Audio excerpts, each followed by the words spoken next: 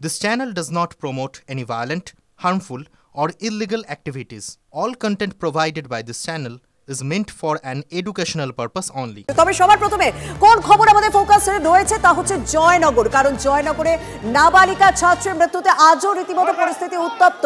Police গ্রামবাসী সংঘর্ষে তুমুল উত্তেজনা, পুলিশের গাড়ি ভাঙচুর করা হয়। দোষীর শাস্তির দাবিতে গড়ান কাটিতে মহিষমারি যাওয়ার রাস্তায় গাছের ডাল, বাঁশ, লাঠি, ইট ফেলে রীতিমতো বিক্ষোভ দেখান এলাকার মানুষ।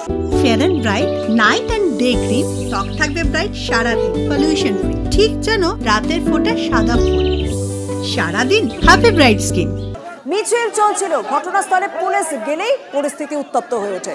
ফের জনতার রোষের মুখে পুলিশের গাড়ি ভাঙচুর, উত্তেজিত জনতা গাড়ির চাবি ছিনিয়ে নেওয়ার চেষ্টা বলে অভিযোগ উঠছে। বাঁশ, লাঠি, ইট হাতে বিক্ষোভ গ্রামের মানুষের। পুলিশকে লক্ষ্য করে চটি ছোড়া হয়, জুতো দেখাতে থাকেন বিক্ষোভকারীরা।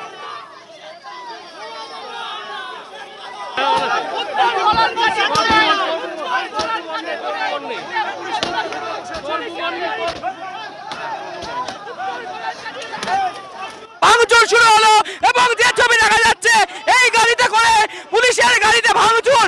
ইট বৃষ্টি শুরু হলো, ইট বৃষ্টি শুরু হয়েছে, ইট বৃষ্টি শুরু হয়েছে।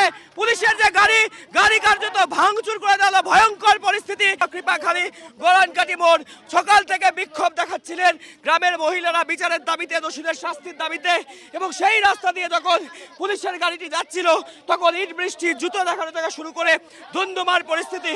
ইতিমধ্যে এসডিপিও বারুইপুরের গাড়ি আটকে দেওয়া হয়েছিল এবং তারপরে কিন্তু কার্যত গাড়িতে ভাঙচুর করা হলো এবং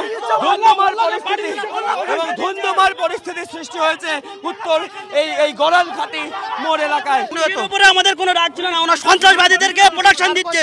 কি বলছে যে এখানে রুগী আছে, তার রুগীটা আমরা বললাম যে রুগী যদি থাকে তাহলে আমরা নিজেরাও ডাকশন দেবো, যে পার করে দেবো। সেই জায়গায় আমাদের গাড়ি আছে, সেই জায়গায় পুলিশ কি বলছে, বলে না তোমরা ছোড়াও না, তো গার উপর দিয়ে গাড়ি চালিয়ে নিয়ে যাবো।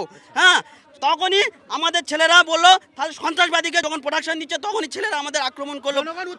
আমাদের কিছু করার নেই, আমাদের জনগণ পুরো উত্তপ্ত। এর থেকে আরো বেশি উত্তপ্ত হবে যদি খুব তাড়াতাড়ি ন্যায্য বিচার চাপ আমরা পেয়ে থাকি। খুব উত্তপ্ত হয়ে যাবে, এর থেকে বেশি উত্তপ্ত। পুলিশের উর্দি পড়িয়ে সন্ত্রাসবাদীদের পার করে দিচ্ছে, আপনারা বুঝতে পারছেন না? এটা তাদের যেটা বক্তব্য যে পুলিশের গাড়ির ভিতরে অন্য কাউকে বসিয়ে নিয়ে যাওয়া হচ্ছিল এবং সেটি নাকি পুলিশের গাড়ি ছিলও না। অর্থাৎ বিষয়টা স্পষ্ট হয়ে যাচ্ছে যে শুরুর দিন থেকে যেভাবে তারা পুলিশের উপর ক্ষোভ দেখাতে শুরু করেছেন, বিশেষ করে পুলিশের নিষ্ক্রিয়তার অভিযোগ তারা তুলেছেন, সেই ক্ষোভেরই কিন্তু বহিঃপ্রকাশ এইভাবে স্তরে স্তরে হচ্ছে। ক্যামেরায় দীপঙ্করের সাথে অরিত্র, টিভি 9 বাংলা, কুলতলি, দক্ষিণ 24 পরগনা।